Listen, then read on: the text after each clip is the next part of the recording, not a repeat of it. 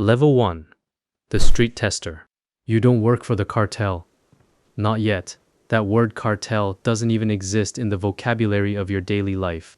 What exists is your cousin Rodrigo, who drives a car that's too clean for someone who doesn't have a job, and who told you last Tuesday that there was easy money in something simple. You just try the product. Tell him if it's good. That's all. You're 19. You live in a 2-room apartment in Culiacan with your mother and your younger brother. The ceiling fan wobbles but never falls. The money Rodrigo offered is 3 times what you make bussing tables at the restaurant on the corner. The first time, it's a small line on the back of your hand, like you've seen in movies. You're in the back room of a tire shop that smells of rubber and motor oil. A man you don't know watches you with flat eyes. You don't know his name. You don't ask. Rodrigo told you not to ask names. The sensation arrives in under a minute. Clean, sharp, a brightness behind your eyes that feels like the first cold morning of winter. You nod. The man with the flat eyes writes something in a notebook. Rodrigo drives you home and hands you an envelope with $400 inside. You tell yourself this is a one-time thing. You believe that completely. The way only a 19-year-old can believe something that isn't true. The second time is 3 weeks later. The third time is the week after that. By the fourth time, you notice things you didn't notice the first time. Small differences in the quality, a metallic edge that wasn't there before, a duration that falls short. You say so. The man with the flat eyes looks at you differently after that. Not with warmth, with interest. That distinction, the ability to notice, to articulate, to compare, is the most dangerous talent you've ever had. Level 2, the Taster. 6 months later, you have a title. Though no one says it out loud, you are the probador, the taster. You work for a mid-level supplier connected to a network whose full shape you cannot see and are not meant to see. Your job has formalized. There is a routine now. You arrive at locations that change weekly. A ranch outside the city, a warehouse in an industrial district, a room above a laundromat with good ventilation. You are given a sample from a new batch. You assess it: purity, potency, cut composition, duration of effect. You note the differences. You report them in a language that has become, without you quite noticing, professional. This one runs hot early but doesn't hold. There's something in the back end, probably levomisol. The one from the previous shipment was cleaner. You're paid well, better than Rodrigo, you suspect, though you never ask. You have a new apartment. Your mother's ceiling fan has been replaced. You have told her you work logistics. What you don't have is any illusion that this is a good situation. You know, at a cellular level, the kind of organization you work inside, you have seen what happens to men who disappoint it. A supplier from Sonora who sent a bad batch 3 months ago. Nobody says where he went. Nobody has to. The thing that keeps you coming back is not only the money, it is something harder to explain. You are genuinely good at this. Your palette is precise, your descriptions are accurate. Your ability to detect adulteration, chalk, benzocaine, phenacetin, the more dangerous cuts, is better than that of men who have been doing this for a decade. A chemist from the organization's processing side tests you once, formally, with labeled samples of varying purity. He reports your accuracy to someone above him. Rodrigo calls you that night and tells you to expect a visit. The visit is from a man named Hector. He's in his mid-40s, wears a polo shirt, looks like an accountant. He sits across from you in a restaurant and orders sparkling water and asks you questions about your assessments for the past 3 months, specific ones, with recall that suggests he has been reading. Detailed notes. He does not threaten you. He does not need to. He simply confirms that you are what the reports suggest, and then he tells you what comes next. You are moving up. Level 3, the Quality Assessor. The operation you enter now is different in scale and in seriousness. You are part of a supply-side quality control function for a network that moves product through 3 countries. Your assessments don't just characterize a batch. They determine whether a shipment is approved, rerouted, or rejected. A rejected shipment costs someone significant money. An approved shipment that later proves defective costs someone even more. Your judgment sits between those 2 outcomes every time. There are now 2 others like you in the organization. You never meet them. Their assessments run parallel to yours on the same batches. If all 3 agree, the decision is straightforward. If there is a discrepancy, it is escalated. You learn this the way you learn everything in this world, obliquely by inference, from things people almost say. Your exposure is different now. You are no longer a peripheral figure. Suppliers, routes, not all of them, but enough. Volumes, the names of people whose names are dangerous to know. The health consequences have begun to accumulate in ways you cannot ignore. The protocol is to minimize personal consumption. You are a professional instrument, and instruments must be maintained. But purity testing requires contact, and contact has a cost. You have developed a persistent rhythm in your heartbeat that wasn't there before. Your sleep is unreliable. A doctor you see privately, paid in cash, tells you things you already knew and asks questions you deflect. You have a girlfriend now, Anna. She is a school teacher. She is the best person you have ever been close to, and you have constructed an elaborate fiction for her consumption. You work for an import-export firm, supply chain quality. Long hours, travel, irregular schedule. She accepts this because she trusts you, and because the apartment is comfortable, and because you are, when you're present, genuinely kind to her. The lies don't cost you sleep. That is the thing that starts to disturb you.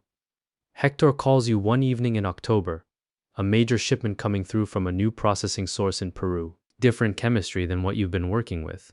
He wants your best assessment, not just pass-fail. He wants a full profile. He wants to know if this can replace the current supply chain. Tens of millions of dollars move on your answer. You spend 4 days working in the samples. You document everything with a precision that would not embarrass a laboratory. You submit your report.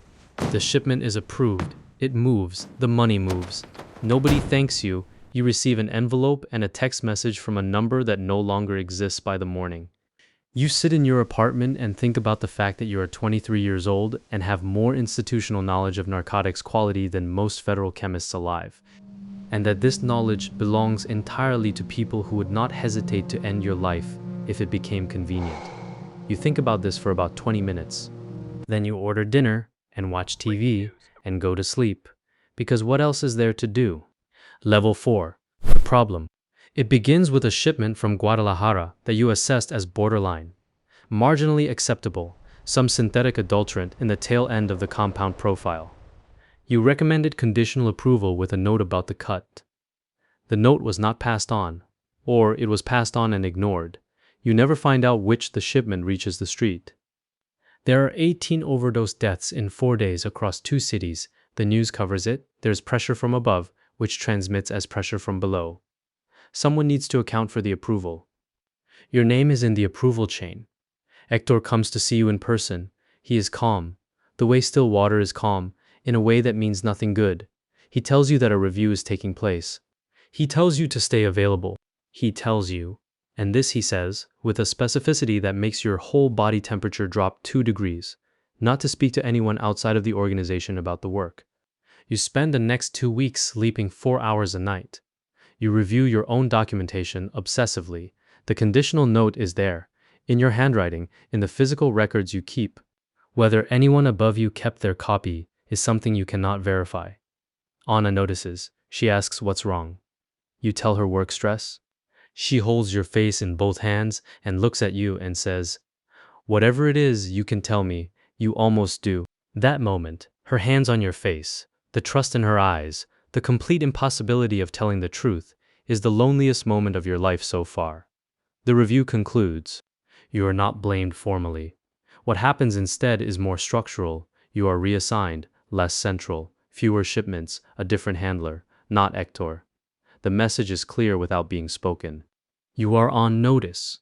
Your value is intact, but your position is uncertain. In this world, uncertainty is its own kind of threat.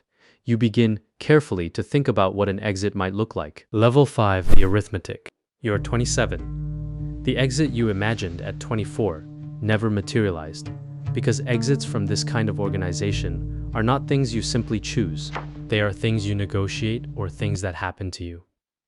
And the second category is one you have spent 4 years making yourself too valuable to fall into. Anna found out, not everything, enough. She found a second phone in the apartment, and the conversation that followed was the most honest you had been with her in years, which was not very honest at all. But more than nothing, she left. She came back. She left again.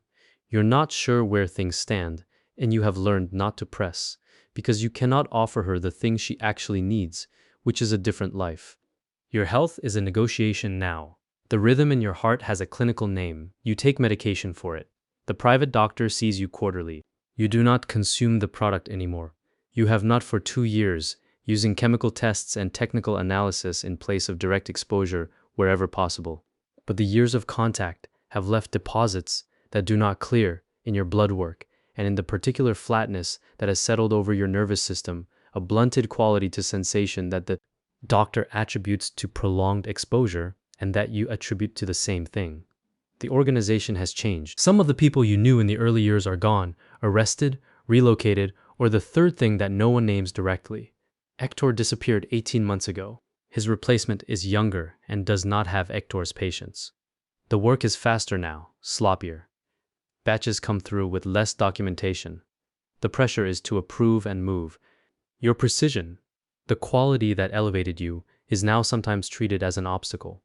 You write up a batch from a new source in March as unacceptable. Dangerous level of fentanyl contamination, inconsistent and likely unintentional, a processing error that makes the batch unpredictable. You recommend rejection.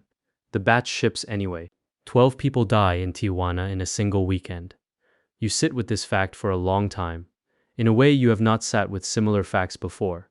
The arithmetic is the same as it has always been. The product moves, people use it. Some of them die. The money flows. You knew this at 19. You know it now. The difference is that at 19, you were peripheral to the chain, and now you're inside it, and your name, your judgment has been in the approval record for 8 years of that chain. You contact a lawyer through a referral. 3 steps removed. Someone who handles sensitive matters. You don't say much, just enough. He listens, asks careful questions, and tells you to call him again in 2 weeks. If you're serious, you don't call. Not because you've decided to stay. Because you have finally understood that there is no language in which your exit is clean. There is no version where you walk out with your hands empty of what you've held. The arithmetic of this life doesn't leave a remainder you can live off. It just compounds year over year until the sum is everything you have. You sit in the apartment that is nicer than anything your mother ever had. You think about Anna. You think about the man with the flat eyes in the tire shop. You think about the lawyer's card, which is still in the back of your wallet, which you have not thrown away. You don't make the call, but you don't throw away the card either. That distance between the card and the call is where you live now. It's not a place, it's not a plan. It's just the remaining space between what you were and what you're becoming, measured in something that isn't time. Getting smaller. You make coffee. You wait. Most days, that's all there is.